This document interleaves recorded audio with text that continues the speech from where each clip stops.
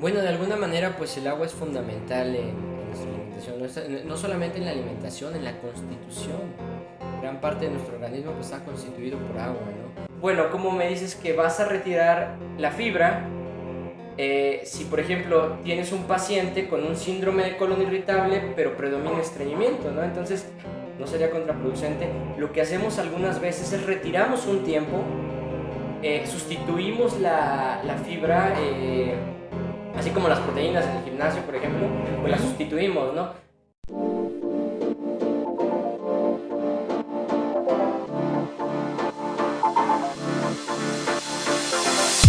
Hola, buenas noches. Hoy nos encontramos con un nuevo capítulo de Médico de Bolsillo y en esta ocasión les traigo a un experto en gastroenterología porque el tema de hoy va a tratar de síndrome de colon irritable, la famosa colitis. Esta enfermedad que afecta a muchísimo porcentaje de la población. Así es que por ser tan importante, pues les traigo al máximo experto en este tema. Y sobre todo, además de eso, es un muy buen amigo y por eso es que les traigo una muy buena recomendación porque sé que él tiene toda esta información que nos puede ayudar mucho. Además de que es una persona que está altamente capacitada en muchas otras cuestiones. Así es que aquí está el doctor Juan Manuel Gómez Urrutia. Muchas gracias, doctora, por la invitación a su programa. Pues sí, hablar del colon irritable es muy importante por la alta prevalencia que tiene en nuestro medio, ¿no? Entonces es fundamental, el 30 o 40% de nuestra consulta, inclusive como expertos, pues va relacionada con el colon irritable, ¿no? Ok, pues antes de entrar en el tema, pues cuéntenos un poquito de la formación que tiene, en dónde hizo a lo mejor la universidad, dónde se especializó y qué es todo este tema que lo llevó hacia gastroenterología. Claro, bueno, yo estudié en la universidad, en la Escuela Superior de Medicina del Instituto Politécnico Nacional en la Ciudad de México. Después hicimos 2 años de medicina interna aquí en Veracruz, en el Hospital de Alta Especialidad del ISSSTE. Uh-huh. Y posteriormente nos derivamos a la subespecialidad de gastroenterología, que son 3 años más. Posterior al mismo hicimos 2 años de la alta especialidad de endoscopía gastrointestinal avanzada y después pues una maestría en gestión de hospitales, ¿no? Ok, pues algunos añitos invertidos Nada estudiando, más. ¿no? Más de la mitad de mi vida, ¿no? Nada más. Muy bien, y ahora, ¿dónde se encuentra ubicado? ¿Aquí en la ciudad de Córdoba? Estamos aquí en la ciudad de Córdoba, estamos en la calle 2, número 1901, Unidad Médica Bangrej. Ahí me pueden encontrar, lo que se les ofrezca, ¿no? Muy bien, ¿y sus redes sociales? Sí, me pueden encontrar como Dr. Gómez Urrutia en Facebook y en Instagram también. Perfecto, entonces ahí si quieren escribirle, mandarle mensajito, Claro pues ya sí. saben dónde. Así Muy es, bien, muchas entonces gracias. ahora sí, a lo que te truje, Chencha. Vamos a hablar de la famosa colitis. ¿Qué es la colitis? Bueno, estos son trastornos funcionales a nivel del intestino, lo que quiere decir que tiene muchas alteraciones a nivel de la sensibilidad, dolor, alteraciones de los hábitos defecatorios, puede haber estreñimiento, diarrea y pues puede estar relacionado con algunas otras enfermedades, ¿no? Ok, entonces es una enfermedad en donde vamos a estar alternando con diarrea y estreñimiento. O sea, puedo hacer mucho popó y luego no puedo hacer. Sí, de hecho, hay clasificaciones de esta enfermedad en las cuales pues precisamente se dividen según el predominio de las evacuaciones. Si son más del 25% de las evacuaciones en predominio de diarrea, pues se clasifica diarrea, ¿no? Si son más del 25% de las evacuaciones como estreñimiento, se clasifica o se cataloga de esta manera. Hay un tercer tipo que es la mixta, en donde puede haber las dos también, como lo menciona, y un cuarto tipo que es la indeterminada, ¿no? Que no se asocia a ninguna de estas situaciones que comentamos. Ok, vamos con otra pregunta. ¿Cuáles son los problemas más comunes del colon irritable o de la colitis?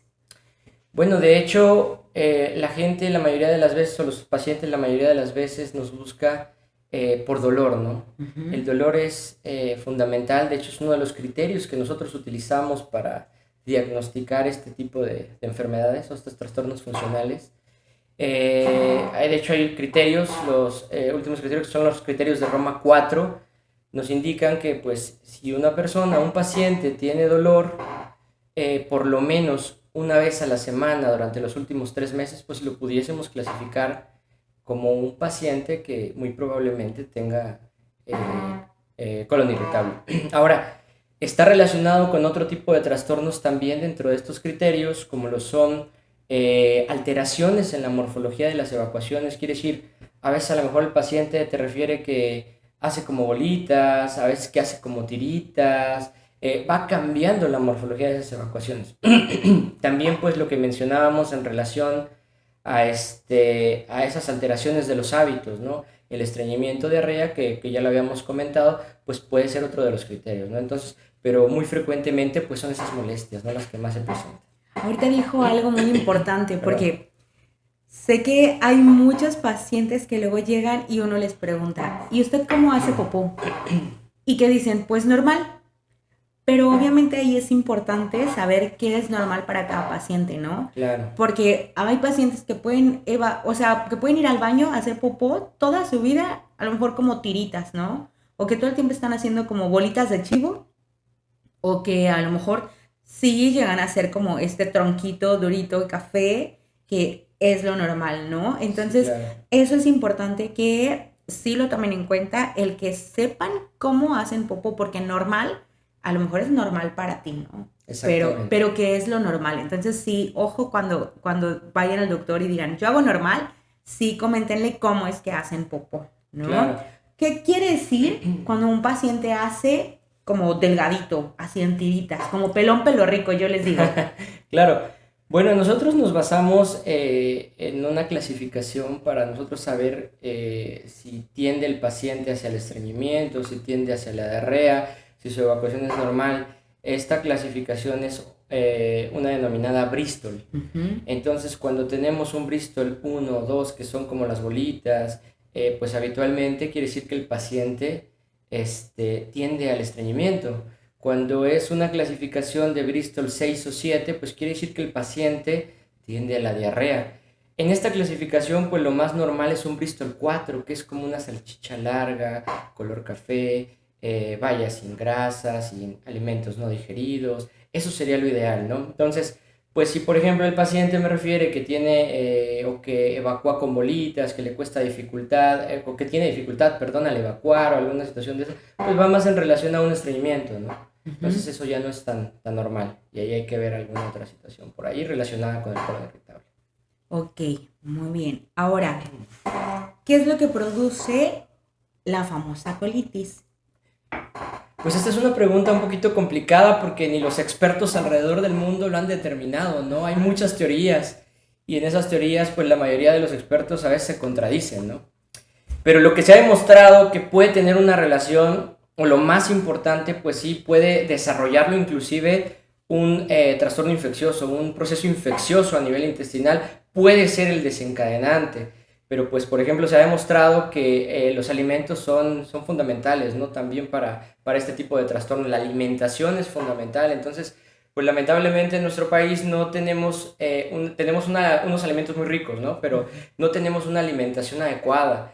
Los alimentos son muy condimentados, nos basamos mucho en alimentos grasosos, en lácteos también, entonces pues muchas de las veces este tipo de alimentación influye directamente en este tipo de trastornos, ¿no? Entonces es fundamental valorar cuando un paciente tiene este tipo de trastornos, pues valorar cuál es su tipo de alimentación, ¿no? Entonces, Ujú. sí, aquí pueden influir también algunos otros tipos de trastornos, por ejemplo, ambientales, el estrés, por ejemplo, que aunque no, a lo mejor no es un factor fundamental, inclusive muchos pacientes llegan a mi consulta y me dicen, no, pues es que fui con tal médico y me dijo que tenía una colitis nerviosa, ¿no? Ajá. Si bien es cierto esto que los trastornos emocionales, por ejemplo, la ansiedad, la depresión, los extremos de ciertos sentimientos tienen una influencia directa, pues es por la liberación de ciertas sustancias que interactúan a nivel intestinal, ya sea en la movilidad o inflamando directamente algunas de ellas el intestino, ¿no? Entonces,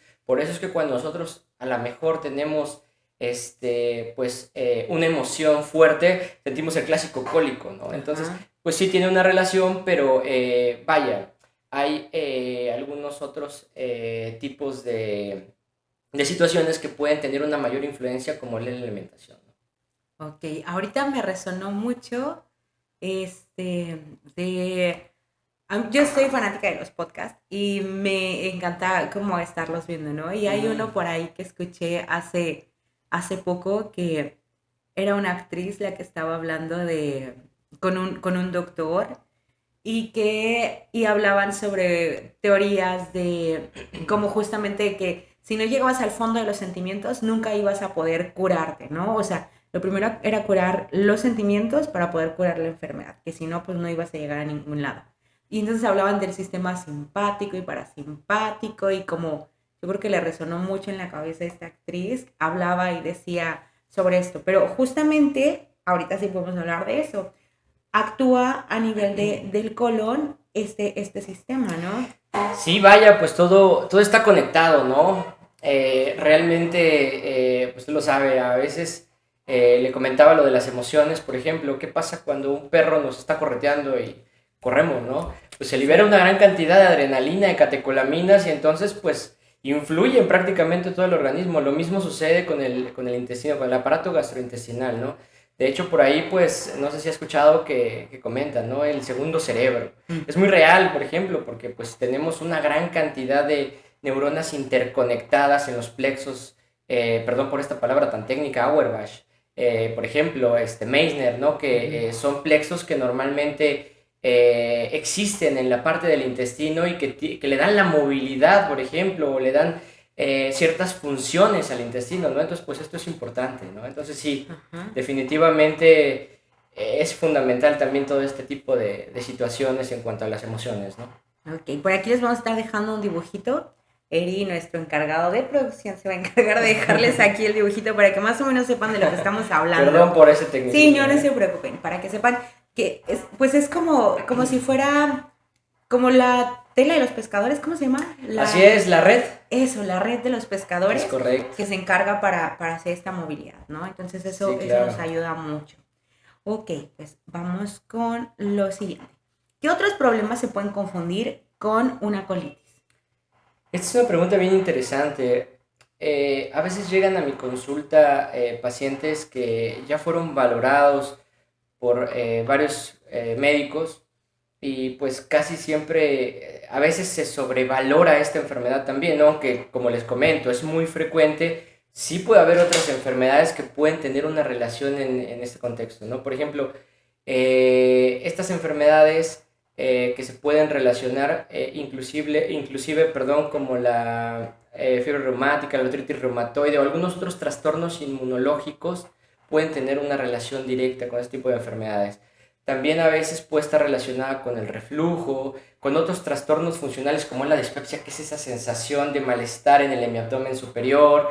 Sí puede haber relación con algunas enfermedades directamente. Y bueno, hay enfermedades que de alguna manera también se pueden confundir, ¿no?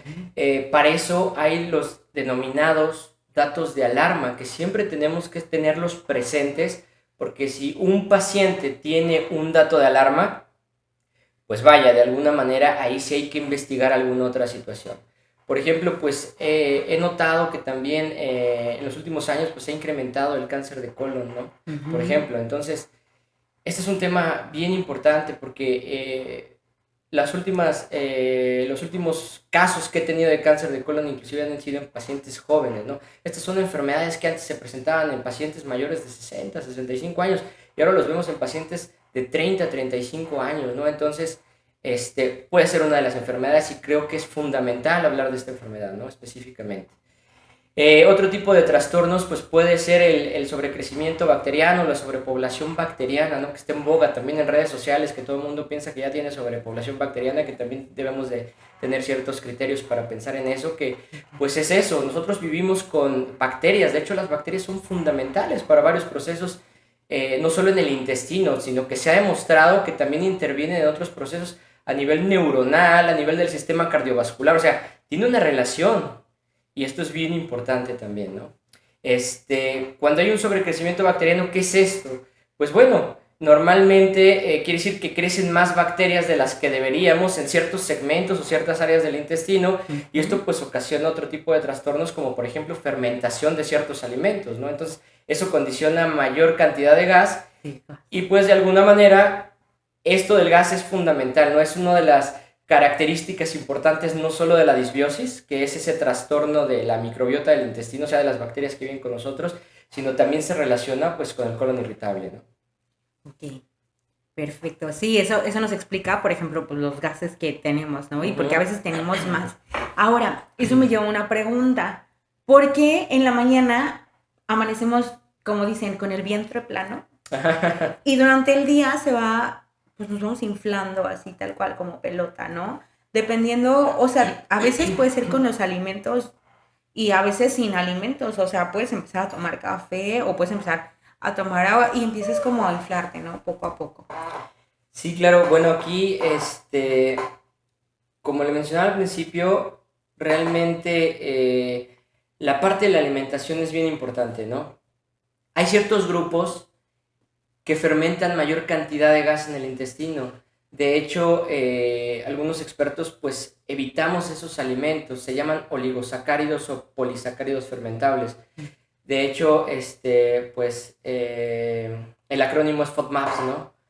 Estos alimentos normalmente cuando se consumen y bueno, el intestino no está trabajando como debería, pues empieza a fermentar más y eso pues condiciona esa distensión tan característica, ¿no?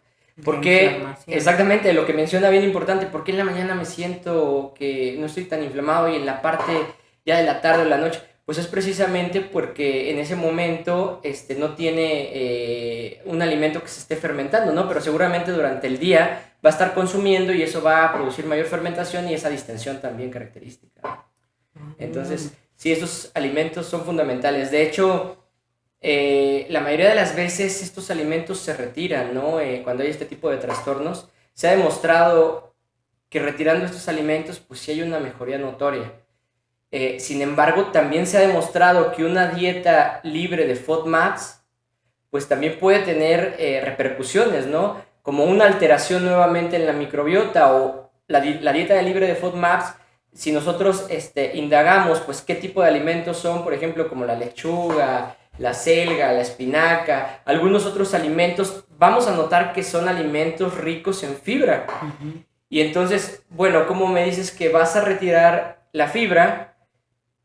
Si, por ejemplo, tienes un paciente con un síndrome de colon irritable, pero predomina estreñimiento, ¿no? Entonces, no sería contraproducente. Lo que hacemos algunas veces es retiramos un tiempo, sustituimos la fibra, así como las proteínas en el gimnasio, por ejemplo, pues las sustituimos, ¿no?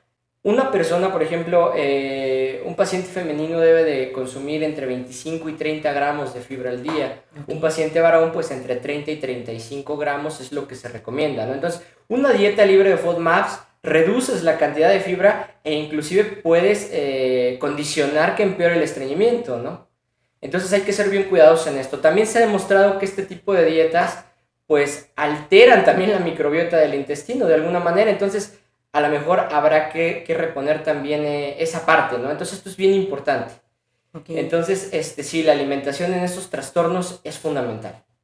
Bien, esto me hizo recordar, ahorita como una anécdota personal, justo a la hora, pues yo también tenía esta enfermedad, creo que muchas personas lo hemos pasado a lo largo de nuestra vida. En algún punto se me ocurrió, en toda la dieta que tenía, dije, ay, voy a comer, creo que era, ¿cómo se llama la blanca que no es lechuga? El brócoli, no, brócoli no, el repollo. El repollo. Comí repollo y luego creo que también comí brócoli y luego me comí unos apios. ¡Madre santa! ¡Qué dolor tan tremendo me dio! Sí, no les recomiendo para nada esa combinación. ¡Ay! Creo que todavía le incluí en la noche unos apios picados y con un poco de aderezo. O sea, no, yo estaba que reventaba ese día. Horrible, de verdad. Creo que se me quitó el dolor como en 2 días, pero dije, ¿pero por qué si no comí tan mal? Y después dije, creo que fue una muy mala combinación. Y algo que hice justo para tratar de quitar como este dolor y de ver qué alimentos eran los que me producían, era como a lo mejor un día solo comía como una clase de alimentos, ¿no? Sin mezclarlos tanto, no sé, por ejemplo, solo brócoli. Si todo estaba bien, al día siguiente metía, por ejemplo, el repollo y otro día la lechuga. Y así me iba para saber cuál era el que me había afectado más. Y pues de ahí descubrí que el apio era como mi bomba junto con el, ¿cómo se llama el moradito? Ahorita se me fue. El, Morado. no, el rojito que se comen los tacos. Ah, el betabel. El rábano. El rábano. El betabel. Con ese. No, con ese. Entonces dije, no, creo que debo tener cuidado con esos. Pero uno puede identificarlo así, ¿no? Estos tipos de alimentos. Sí, de hecho, lo que muchas veces hacemos es retiramos estos alimentos y dependiendo de la evolución, yo veo algunos parámetros. Por ejemplo, en la consulta me llegan los pacientes con una mayor cantidad de gas, el movimiento intestinal pues no es el adecuado, hay puntos dolorosos en prácticamente toda la parte del abdomen que nosotros le llamamos marco cólico. Y retiramos la parte de los FODMAPs. Pero después son alimentos con muchos nutrientes y son alimentos que normalmente algunos de ellos son necesarios, ¿no? Para nosotros. Entonces, después de un tiempo, pues volvemos a incorporarlos. Pero ya identificando, yo lo que les digo a mis pacientes es, pues traten de identificar qué alimentos son los que pudieran hacerles daño, ¿no? A veces disminuyendo la cantidad es suficiente, pero a veces, vaya, aunque se disminuye la cantidad y sentimos molestias, pues ahí sí definitivamente hay que retirarlos, ¿no? Sí, claro. A veces los pacientes se asustan porque les damos la hoja de la dieta y dicen, oye, ¿estás loco? ¿Cómo me quitas prácticamente todo esto, no? Y es que en la hoja, pues, nos enfocamos en lo que se debe de retirar. Entonces, pues, ya les explicamos a los pacientes que, pues, esa hoja se enfoca en esa parte, que habitualmente vamos a reintegrar poco a poco esos alimentos, pero aquí lo importante, pues, es identificarlos, ¿no? Porque también me han llegado pacientes que, como bien lo comentaba al principio, ya fueron valorados por 2 o 3 médicos y llegan conmigo y pues es que me siento bien, pero después dejo el tratamiento y vuelvo a recaer. Y pues hay que explicarles esta parte, ¿no? Que es bien importante, es fundamental. Sí, y es un punto que quiero que toquemos como mucho, porque yo creo que a muchos médicos nos ha tocado tener a alguno de esos pacientes con algún comentario de que es que ya me dieron tratamiento y dejo de tomarlo y vuelvo, ¿no? Entonces, vamos a tocar ese punto. Ahorita, una de las preguntas es, 5 alimentos que pertenezcan a esa lista de alimentos que normalmente se deben de retirar. Los lácteos. Lácteos, cualquier tipo de lácteo. Y lo pongo como primer alimento porque es fundamental el lácteo, ¿no? O sea, los lácteos son fundamentales en los mecanismos de proceso de digestión, o sea, de los procesos de maldigestión más bien, de generar mayor cantidad de gas también. Y bueno, el intestino necesita no solamente la absorción, sino que antes de poderse absorber necesita una enzima que se llama lactasa, y esa lactasa es la que desdobla los lácteos para que se puedan absorber posteriormente. Entonces los lácteos son un alimento que, vaya, sí hay que retirar. Después cuando se introducen, porque, vaya, hay mucha gente que pues sí le gusta, ¿no? Y, oye, pues yo no puedo vivir, por ejemplo, sin queso. Pues sabe que sí hay que consumir, sí puede consumir queso, pero vamos a esperar a posterior a la etapa aguda cómo lo vamos a reintroducir o qué tipo de queso, ¿no? Lo ideal serían quesos deslactosados, leche deslactosada, yogur deslactosado, ¿no? Okay. Otro tipo de alimentos, pues era lo que les decía, las hojas verdes. La lechuga, la selga, la espinaca, ¿no? Que también fermenta bastante en el intestino, ¿no? Ajá. Otros tipos de alimentos son, por ejemplo, los granos, ¿no? También hay que evitarlos. ¿Como cuáles? ¿Lentejas? Por ejemplo, bueno, las leguminosas sí también son parte del grupo, ¿no? Como los frijoles, las lentejas, las habas. Por ejemplo, las almendras también hay que tratar de evitarlas en la medida de lo posible. Entonces es importante. Y bueno, algunas frutas también pueden causar fermentación, como la manzana y la pera. Son las que inclusive más se les recomienda a los pacientes que hay que retirar, ¿no? Porque son las que más las producen. Uy, ok. Pues hay que ser muy cuidadosos. Uy, mira qué interesante sonó eso. Pues sí, Sí, hay que tomarlo mucho en cuenta porque luego uno podría pensar que, pues, ¿cuántas veces no dicen, coma manzana, para que mejore su digestión y todo esto? Y pues resulta que... Pues es que no es tan errado. Realmente la manzana, si nos ponemos a pensar, una manzana mediana tiene 2 o 3 gramos de fibra, ¿no? Aproximadamente. Entonces, pues no es un mal alimento, pero en pacientes que tienen este tipo de trastornos sí hay que ser muy cuidadosos, ¿no? Ok, perfecto. Y ahora, una duda. Por ejemplo, para mis amigos que van al gimnasio, el uso de suplementos como la proteína, ves, mucho tiene lactosa, obviamente, esa también se retira, ¿no? De hecho, bueno, esta es una pregunta también bien común porque tengo muchos pacientes fitness. Sí, claro, hay que preguntar. Entonces, es una pregunta bien recurrente. Oye, doctor, y yo consumo proteína. Va a depender aquí, por supuesto, la mayoría de las proteínas, usted lo sabe, doctora, porque usted también es fitness, son proteínas derivadas de suero de leche, ¿no? Uh-huh. Entonces, pues la mayoría de las veces va a hacer daño, por lo menos en las etapas agudas, ¿no? Okay.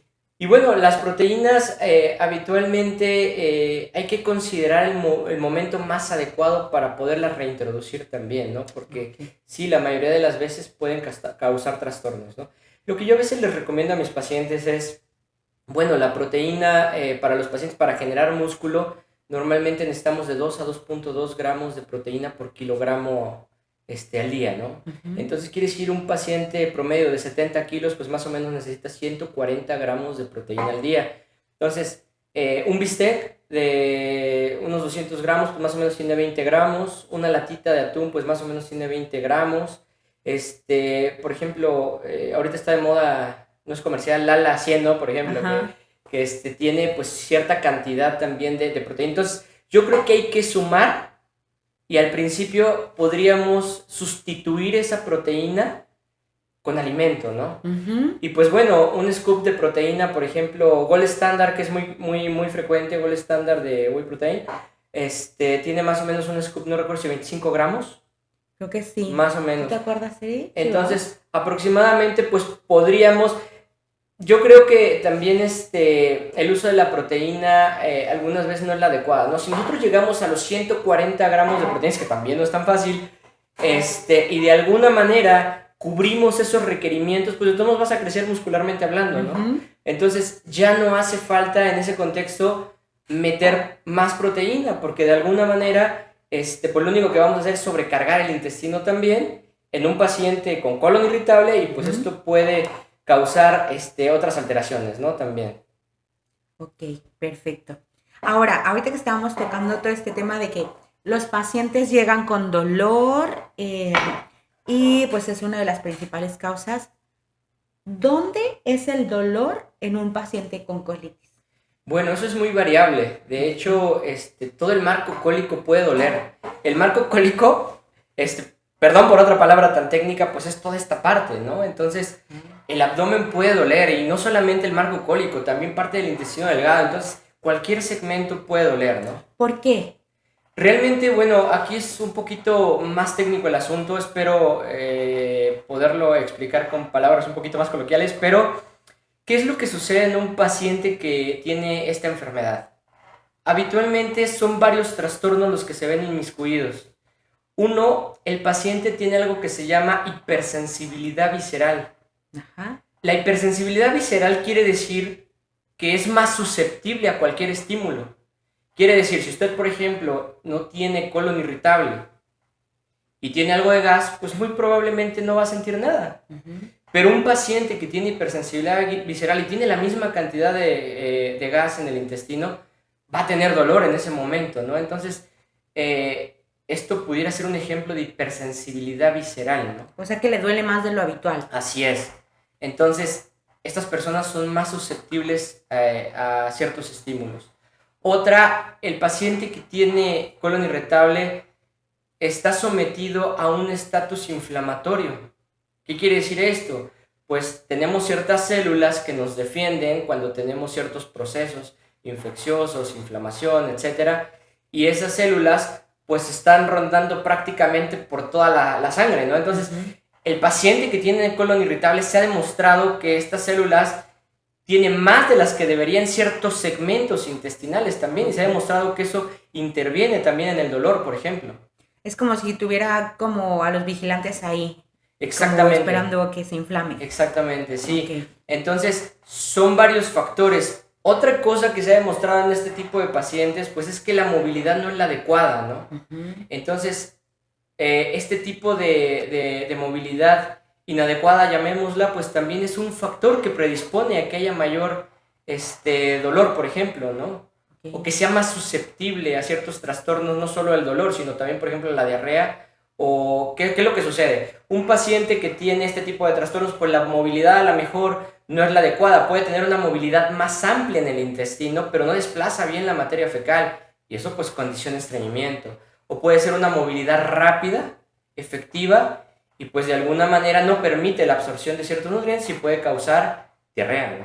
Okay. Entonces, sí, de alguna manera, son situaciones que pueden condicionar algunas veces pues mayor susceptibilidad al dolor, ¿no? Okay. Y que el dolor sea como en varios lugares. Así es. Porque, por ejemplo, hay pacientes que llegan aquí a realizarse un ultrasonido, ¿no? Uh-huh. Ya saben que yo soy radióloga. Y excelente, por cierto. Pues gracias. Y pues llegan porque tienen el dolor acá atrás, ¿no? Dicen, es que me duele el riñón. Y pues no vayamos lejos. Mi mamá, por ejemplo, lo dice, es que me duele de este lado. ¿Qué tenemos acá? La típica pregunta, ¿qué tenemos de este lado? ¿O de qué lado está la vesícula? ¿No será la vesícula? Porque el dolor o puede ser acá o puede ser acá. Entonces, ¿qué tiene que ver que el dolor se vaya para atrás? Bueno, aquí de alguna manera lo que yo les mencionaba al principio en relación a cuáles son los mecanismos que pueden provocar este dolor es importante. Pero bueno, les comentaba al principio que el gas es fundamental, ¿no? Entonces, ¿qué es lo que sucede? Por ejemplo, aquí en este segmento donde está el hígado, donde está parte de la vesícula, tenemos también parte de lo que es el colon y tenemos algo que se llama ángulo hepático. Uh-huh. Del otro lado está el ángulo esplénico. Son flexiones. Más abajo tenemos el colon sigmoides y del otro lado tenemos parte del ciego. Uh-huh. Entonces, hay algunos segmentos en donde ese gas se está distribuyendo o de alguna manera queda más en esa parte de esos segmentos precisamente porque tiene alguna angulación, ¿no? Ajá. Entonces, de alguna manera, cuando sentimos que hay una redistribución de gas, inclusive algunos pacientes dicen, pues es que escucho muchos ruidos, ¿no? El clásico borborismo. Entonces, de alguna manera, esa redistribución de gas a veces hace que el paciente lo sienta de este lado, que lo sienta del otro lado, y pues es porque el gas a veces está redistribuyendo también, ¿no? Pero no solo eso, a veces podemos inclusive confundir estas enfermedades con, oye, es que muy probablemente es la vesícula, ¿no? Nosotros como médicos pues sabemos que tenemos ciertos puntos muy específicos o ciertos signos muy específicos con lo cual descartamos uh-huh. o confirmamos alguna situación por lo menos clínicamente, ¿no? A la exploración física. Entonces pues sí se pueden confundir inclusive con un apéndice, con la vesícula, inclusive con una pancreatitis, o sea que el páncreas se inflame. O sea, varios trastornos que pueden estar relacionados con dolor se pueden confundir con esta enfermedad, ¿no? Y sobre todo, porque trayendo otra de mis rememoranzas, también me ha pasado, creo que fue una vez en la residencia, que me dio un dolor terrible, o sea, me dolió horrible mi abdomen, ¿no? Pero ¿sabe qué había hecho? Eran épocas decembrinas.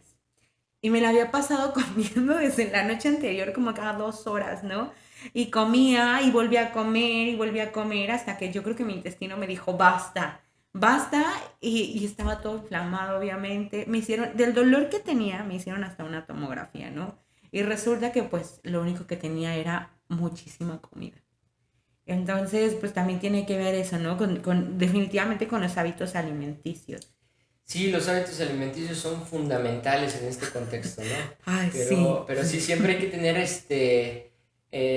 mucho cuidado con lo que metemos a la boca, definitivamente, ¿no? Porque sí, normalmente los pacientes que tienen malos hábitos son también los más susceptibles a este tipo de enfermedades o trastornos funcionales, ¿no? Definitivamente. ¿Qué tan cierto es que el tomar mucha agua ayuda a mejorar mi colitis? Bueno, de alguna manera, pues el agua es fundamental en nuestra alimentación, no solamente en la alimentación, en la constitución. Gran parte de nuestro organismo pues está constituido por agua, ¿no? Definitivamente, pues el agua es fundamental para vivir. Ujú. Sobre todo para el estreñimiento, yo creo que el agua también es fundamental, ¿no? Consumir suficiente agua, pues siempre nos va a ayudar también a evacuar de forma más efectiva, ¿no? Ok, perfecto. Entonces, sí. Yo algo que luego les digo a mis pacientes o a la mayoría de las personas es como, obviamente, si comemos, es como si en el lavabo donde te lavas las manos echaras a lo mejor lodo. ¿Cómo vas a ayudar a que se vaya más fácil? Si lo dejas ahí a que se endurezca, es decir, si no tomas agua, o si le echas mucha agua y ayudas a que pum, pues fluya, ¿no? Sí, claro, Entonces es como la forma en que yo lo puedo conectar un poco. por supuesto. Ok, ahora, una gran pregunta. ¿Es cierto que el café afecta o no me ayuda a mejorar la colitis? El café, de hecho, es uno de de las bebidas que eliminamos en el colon irritable, Ujú. por lo menos en la etapa aguda. De Ajá, hecho, hay por ahí un par de artículos que hablan del café. ok. Muchas personas lo consumen alrededor del mundo, ¿no? Yo soy fanática del café. Exactamente. Entonces, ¿qué es lo que nos dicen algunos de esos artículos? Una taza y media, 2 tazas de café al día no debería de haber problema. Ujú, Pero a veces inclusive yo he tenido pacientes, mire, si ustedes de alguna manera le gusta el café, trate de consumir media tacita. ujú. Si media tacita ve que no le hace daño, una taza. Si ve que una taza no le hace daño, hasta una taza y media. Tengo pacientes, estamos en una zona que se dedica al café Cafetalera, y el claro. café es buenísimo. Entonces, tengo pacientes que consumen hasta 10 12 tazas de café de Ujú. verdad. Entonces le digo, vaya, si usted sigue tomando así, esa cantidad de tazas seguramente, pues, lejos de ayudarle, va a repercutir, ¿no? Ok. Todo en exceso, pues sabemos que hace daño, ¿no? Pero Ujú. sí, hasta 2 tazas de café al día pudiera tolerar el intestino. Sin embargo, siempre hay que hacerlo progresivamente, ¿no? De alguna manera. Ok, perfecto. Pues ya saben entonces, sí podrían seguirlo, probablemente suspenderlo en etapa aguda, pero podrían seguirlo considerando, ¿no? Claro. Dentro. Y sobre todo porque a nivel de la historia del café también me puse de repente a revisar que hablaban que un buen café, o sea, al contrario de hacerte o de afectarte, pues te ayuda a mover ese intestino, ¿no? O sea, te decía toda esta historia sobre los monjes y así, pero que de alguna forma el buen café, o sea, el café de grano, no el soluble, por ejemplo, es el que mejor se asocia a buenos beneficios y no a como las secuelas o las causas secundarias, pues que me pueden causar más inflamación. Sí, claro, de hecho, tiene una pequeña, el café tiene un pequeño efecto laxante, ¿no? Mm. Entonces, de alguna manera sí puede servir inclusive a veces para causar mejor efecto en la evacuación, ¿no? De alguna Mm. manera. Pero, sí, todo con Con medida, medida. por supuesto. Ok, es que, bueno, ya saben, para un buen café, pues tienen una buena, estamos en una muy buena zona cafetalera como para que Excelente. puedan disfrutarlo y dejar todo ese café soluble que De, está. de hecho, yo soy chilango, no sé si lo sabía, doctora, pero yo soy chilango, yo llevo acá 6 años, yo no tomaba nada de café en la Ajá. ciudad, nada de café en la Ciudad de México, y llegando aquí, vaya, es un café delicioso, ¿no? El que se hace en la Sí. zona, entonces, pues no me pude resistir y yo pues también me echo mis tacitas de café a veces, ¿no? Sí, es Pero que es sí, es muy buenísimo. bueno. Sí, muy bien, pues pasemos a la siguiente. El colon irritable afecta mucho la vida cotidiana de las personas. ¿Hay trucos para ayudar a sentirse mejor emocionalmente? Bueno, más que nada, sí, por supuesto, la calidad de vida se ve afectada en los pacientes con colon irritable, sobre todo cuando tienen un colon irritable severo, ¿no? Ujú, Más que trucos, yo siempre que les recomiendo a los pacientes, cuando nosotros tenemos afecciones emocionales, yo creo que este tipo de trastornos no es solamente, pues vamos al gastroenterólogo, me tiene que dar algo y me voy a sentir mejor, ¿no? Como lo hemos venido mencionando en toda la plática, pues hay que cuidar muchos factores. Y uno de esos factores también, yo siempre les comento a mis pacientes que este es un trastorno que se debe de tratar de forma multidisciplinaria, con un terapeuta, con un psicólogo, una psiquiatra, un psiquiatra. inclusive pues un nutriólogo, una nutrióloga que esté también ahí para que de alguna manera eso nos ayude, ¿no? Entonces, sí, más que algún truco, alguna técnica, yo creo que pues de alguna manera ver si hay algún trastorno emocional, pues acercarse a un experto, ¿no? Ok, muy bien. Eso que acaba de decir me suena como al 60% de las pacientes que llegan por dolor abdominal a realizarse un ultrasonido y está normal, ¿no? Entonces, luego les pregunto como, me gusta mucho meterme como en ese sentido porque a veces, no sé, uno como se siente identificado y quieres empatizar mucho con tu paciente, ¿no? Y luego muchas son mujeres, muchas son pacientes que son amas de casa y que solo se dedican al hogar. No digo que dedicarse al hogar está malo, para nada. Creo que es el trabajo más pesado De hecho lo es. y creo que es el más estresante al final de Claro. cuentas. Y creo que eso conlleva a que no se dan un tiempo para ellas. Y luego justo les hago esa pregunta y les digo, ¿en qué momento del día tiene 10 minutos para usted? Y entonces luego justo en ese momento empiezan a llorar. O si no, están como, no, pues es que no, porque tengo un montón de cosas que hacer, la comida, los niños y todo. Y realmente es como, o sea, tiene que darse un tiempo para usted. ¿Por qué? Porque la mamá o la mujer que lleva a lo mejor al hogar y todo, es como la persona importante, ¿no? Y qué bueno que toca ese tema de apoyarse con la terapia y todo este tema, porque realmente es importante el tener ese enfoque en equipo, ¿no? Pues para eso trabajamos, para eso somos ahorita médicos y no importa que seamos especialistas, creo que esa buena parte de trabajar en equipo ayuda a que ayudemos más a los pacientes, ¿no? Entonces, bueno, algo que estaba mencionando es como que el trabajo en equipo o el trabajo multidisciplinario que engloba a varias personas, como es el gastroenterólogo, el nutriólogo y iba a decir el fisioterapeuta, el psicólogo, pues ayuda muchísimo a que, por ejemplo, las mujeres, en este caso que son jefas de hogar y así, y que luego no se dan el tiempo para ellas, pues puede ayudar muchísimo, ¿no? ¿Por qué? Porque, por ejemplo, yendo al psicólogo sacan como muchas cosas que de repente ellas mismas no saben que traen y simplemente el platicar con alguien que no sea de tu familia o que no sea con los que convives todo el tiempo, pues te puede ayudar muchísimo también como a desestresarte y esto pues ayuda a que se relaje un poco más, ¿no? Todo el cuerpo y ayude también hasta para que uno pueda cocinar mejor o no sé, como ayuda en Mejores muchos actividades. aspectos, ¿no? Al igual que ir con el nutriólogo, ayuda muchísimo a por lo menos saber qué sí puedo comer, qué no puedo comer, qué me puede ayudar y qué me puede mejorar mi calidad de vida, ¿no? Por supuesto. Sí, vaya, estos trastornos necesitamos la ayuda multidisciplinaria pues de otros expertos también, por supuesto, ¿no?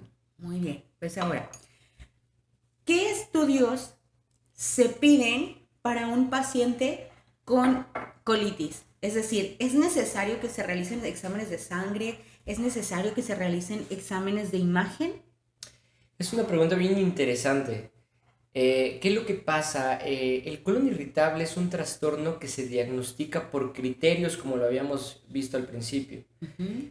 pero puede haber ciertos datos que nos orienten hacia otras enfermedades, también como lo habíamos comentado, los datos de alarma, ¿no? El simple hecho de que una persona debute por arriba de los 50 años con colon irritable, pues allá a lo mejor ya hay que mandar algunos estudios, ¿no?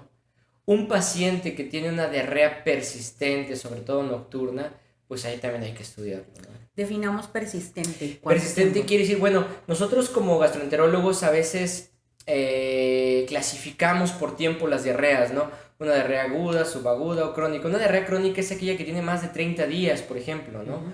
Entonces, yo una pregunta que siempre les hago a mis pacientes, bueno, de 10 evacuaciones, ¿cuántas logra usted formar? Y no, pues formo, pues eso ya tengo más de 30 días con una diarrea, ya es una diarrea crónica, ¿no? Ahí podría haber una confusión con un colon irritable predominio diarrea, entonces ya ahí hay que buscar algo intencionadamente, ¿no? Ok. Sangre en las evacuaciones. Un colon irritable no va a darme sangrado. Entonces, algo que también se sobrevalora son las hemorroides. Justo. Entonces, siempre que me llega un paciente, no, pues es que ya he ido con un médico, pero me dijo que eran hemorroides. siempre hay que valorar bien las características del sangrado y esto va a ser fundamental para una buena historia clínica del paciente, ¿no? Pérdida de peso significativa. Pérdida de peso significativa quiere decir más del 10% del peso, pérdida de más del 10% del peso corporal en los últimos 6 meses. No quiere decir, una paciente que pesa 50 kilos, pues si me ha perdido 5 kilos en los últimos 2 meses, pues quiere decir, vaya, vamos a investigar algo más, ¿no? Entonces, cuando hay algún dato de alarma, hay que mandar estudios, definitivamente. El colon irritable, por definición, pues son criterios, los criterios de Roma 4. Hay otros tipos de criterios, como los criterios de Manning, Roma 3, etcétera, que cada uno pues nos sirve para diferentes cuestiones, ¿no? Uh-huh. De hecho, pues es lo que utilizamos los gastroenterólogos habitualmente, pero cuando ya hay datos de alarma ya hay que mandar definitivamente estudios, ¿no? ¿Qué tipo de estudios? Pues va a ser muy variable. Por ejemplo, la mayoría de las veces pues pedimos estudios generales, como biometría hemática, química, electrolitos. Hay que valorar, no nada más se trata de pedir, por supuesto. Que quiero buscar en un paciente que tiene un sangrado de tubo digestivo bajo,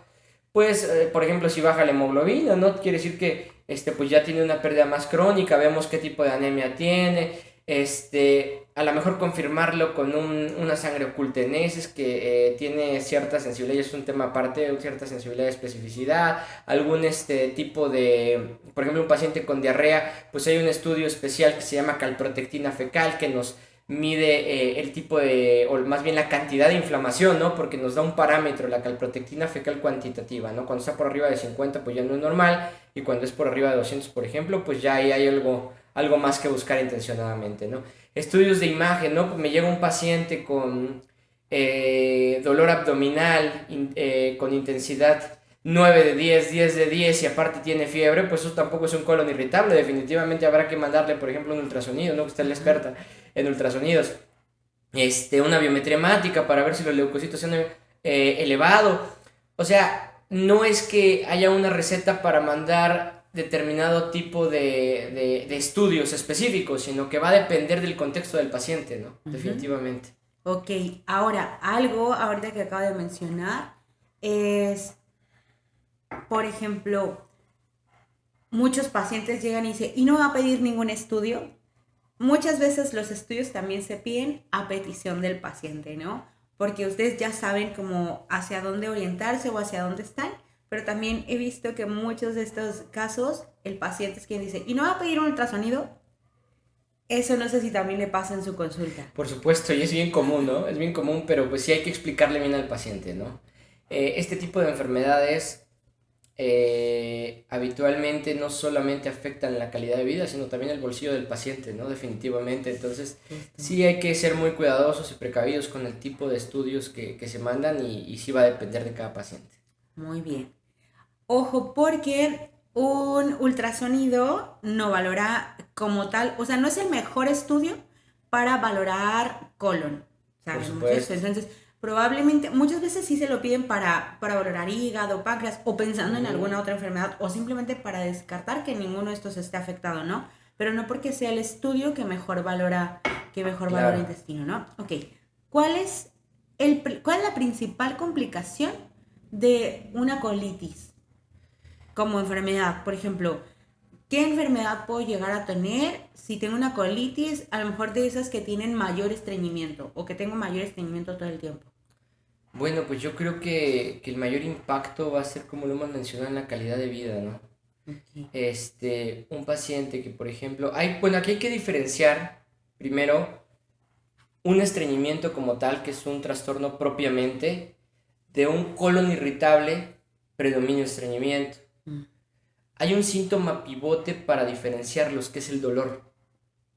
Entonces, un paciente que tiene síndrome de intestino irritable, predominio estreñimiento, pues de alguna manera sí puede tener dolor, distensión, propiamente el estreñimiento también, y pues eso afecta en su calidad de vida, ¿no? Algunas veces, inclusive los pacientes mencionan, pues sabes que me aviento 8 o 9 días sin evacuar, y pues eso empeora los síntomas, y con ello la calidad de vida también, ¿no? Ok, acaba de mencionar algo muy importante. ¿Cuántos días puede llegar a ser normal que yo no vaya a evacuar?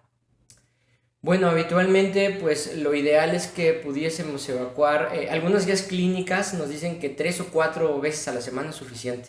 Ok. Vaya, si el paciente evacúa a diario, inclusive hay pacientes que me dicen, oye, ¿sabes qué? Evacuó 3 o 4 veces al día. Ujú.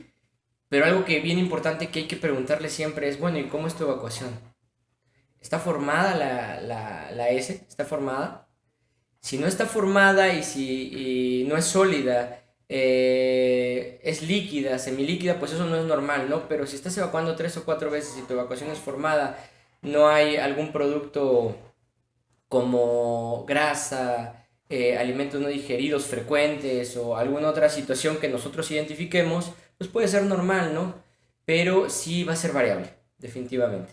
Ok, muy bien. Vamos cerrando.